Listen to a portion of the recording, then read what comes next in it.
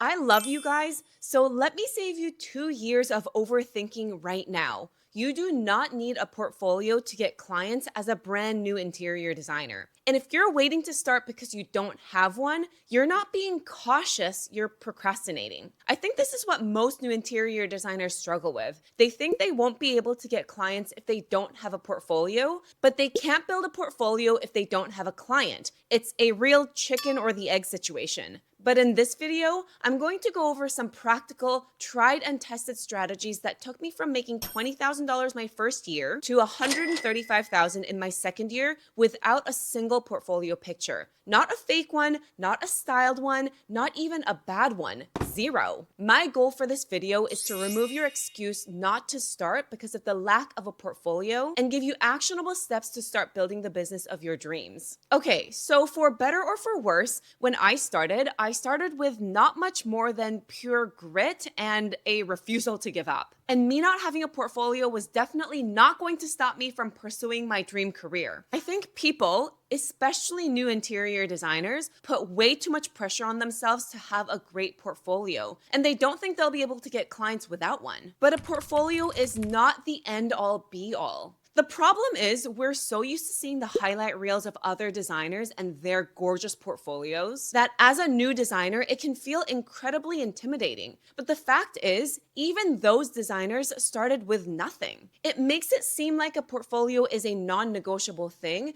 but it's actually a very, very negotiable thing. When I made $135,000 in my second year, none of those clients hired me because of my portfolio, because I didn't even have one yet. So don't tell me you can't start because you don't have a portfolio. I see you, you're not stuck, you're just scared. And you've wrapped that fear in a very socially acceptable excuse. Once you start getting clients and completed projects, then yes, you should absolutely show your work. And when that time comes, it's also important to be ruthless with what you show and highlight only your best work. But until then, what can we use instead of a portfolio? If you don't have real-world finished spaces to photograph, what's your move? And if you think clients only hire designers with massive portfolios and fancy websites, you're about to be uncomfortable for the next few minutes. First and foremost, before we get into strategy, I want to remind you that there is a client for every level of designer. Not everyone wants to work with a world-famous designer who charges a $100,000 design fee to design their kitchen. Nor do you want that type of client at this stage in your career because you'd be in way over your head, you're going to make a lot of mistakes, and your confidence is going to be shot. When you're starting out, you'll most likely be working with entry-level clients who might only need a bit of help. And because they aren't asking for the Taj Mahal,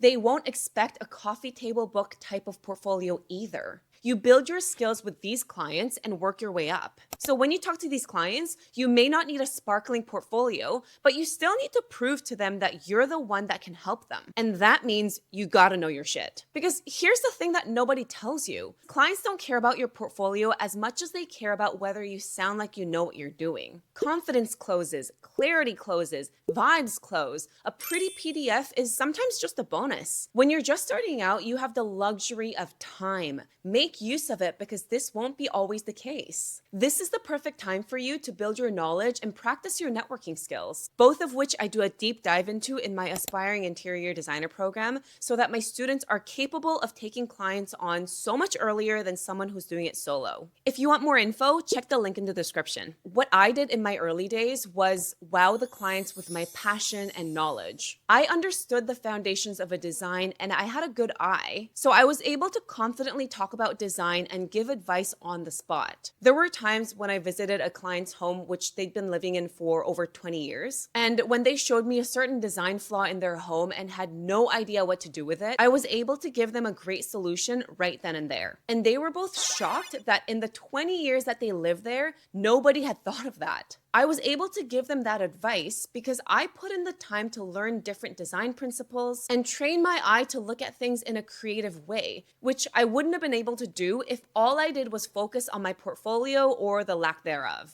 This is where most of you massively underestimate yourself. Interior design might be a new career for you, but you still have a lot to bring to the table from your previous career or life experiences. Some of you may know that I was a realtor for almost 8 years before I became an interior designer. So I was able to talk about my understanding of how design impacts resale value, how to see homes from a buyer's perspective, which was especially valuable if I knew the client was planning on selling their home in the near future. I was also very fluent in floor plans and layouts, and I knew what type of renovation was actually worth doing to add value to the home. I was also obsessed with functional livability and not just the aesthetics. I have an AI prompt you can use in the description if you're not sure what transferable skills you have from your current or previous career. My point is that you have a lot more you can offer than just a portfolio. Now, if you want to take it a step further and create a portfolio before you have clients, you can show your talent by creating highly realistic renders of a mock project or really polished mood boards. Redesign your own kitchen on paper. Pretend it's for a client without a budget and go all out. Really flex your creativity here. This will allow the client to see the caliber of your vision, whether it's been built yet or not. Condo and home builders are able to sell an entire home based off of some pictures and a material board. So why can't you sell your services the same way? But in order to create these, you do need to know software,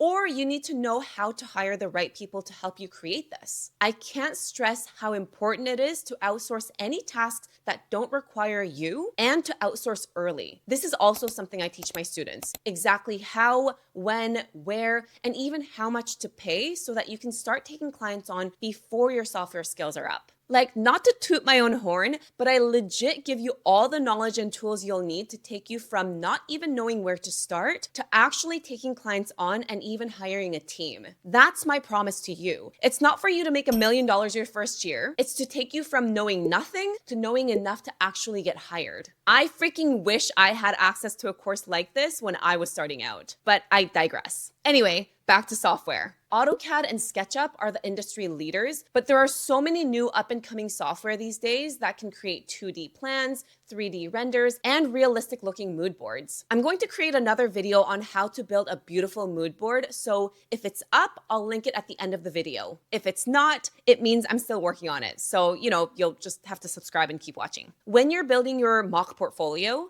make sure you have a consistent aesthetic throughout. If you have one that's minimalist and the next one is Hollywood glam, clients can get confused. So you need a clear design voice. This isn't to limit yourself. It's to give your potential clients a clear understanding of your style and strengths so they know what to expect and can easily tell whether you're someone they want to work with or not. And by the way, once you do have some portfolio pieces to show, whether that's in real life or renders, make sure to share it. Social media is no longer an option. And if that makes you uncomfortable, welcome to entrepreneurship. Nobody is coming to discover you in silence. You must share yourself and your work. You can't be a secret designer and wonder why nobody knows what you do. You have to remember, the general public does not care about you or what you do unless you put it in front of their faces. Why do you think I'm on YouTube so much? This shit is exhausting, but this is the world we live in. And ultimately, I don't have a choice but to put myself out there if I don't want to be forgotten. So start a social media account, get a website, and start posting even if you don't have a completed project. And let me clarify something here. You won't get clients just by posting pretty pictures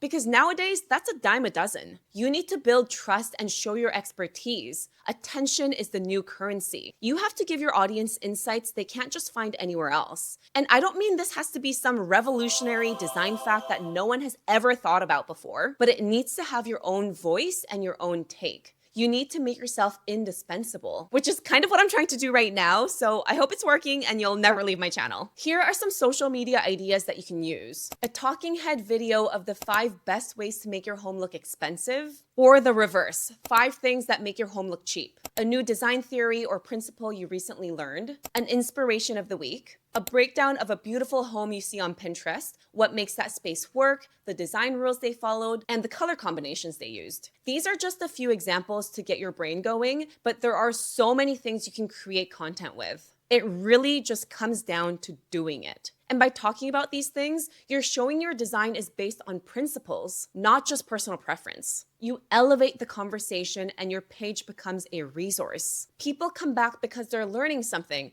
and that's how you build the trust you need for someone to hand you a huge investment like their home. Something else you have to remember is that people want to work with people, especially in the luxury service department, which interior design is absolutely a part of. So make sure to balance being professional with being an approachable human. About 70% of your content should be design related and be valuable and meaningful. And the other 30% should be personal content, like a day in a life, what your favorite restaurant is, a quick snippet of a weekend activity. Every business needs the human element. Clients work with designers for months, sometimes for years. They're not just hiring a blueprint, they're hiring a collaborator. They want to hire someone who's personable, friendly, someone they can actually get along with, and they can gauge that personality through the 30% personal stuff you post. It makes you seem like a safe and appealing choice for a long-term project. It humanizes the professional. And I know a lot of you are going to resist this, but that does mean being on camera. And yes, I know you hate how you look, you hate your voice, you think you're awkward. Newsflash,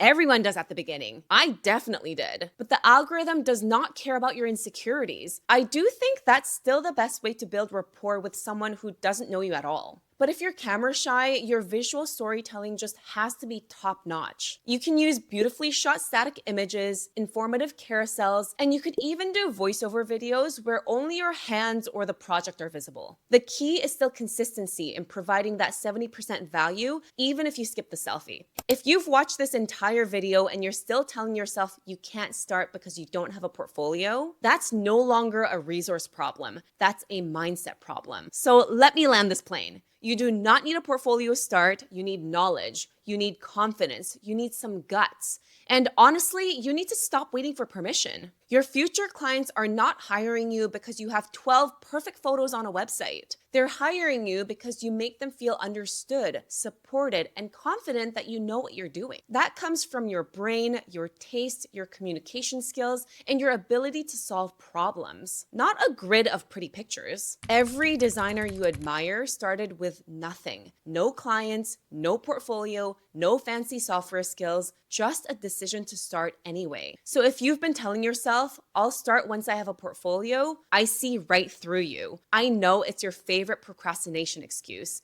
It's cute, but it's completely useless. Start learning, start putting yourself out there, start working with entry-level clients, start creating mock projects, start posting content, start being imperfect. Just freaking start. Because the only thing that's standing between you and your first client is not your portfolio, it's you. And if you actually want a clear roadmap for how to do all of this without wandering around clueless for 2 years, you already know where to find me. Link is in the description. Now, go be a designer, even if your portfolio is empty, especially if your portfolio is empty. I'll see you in the next one. Bye.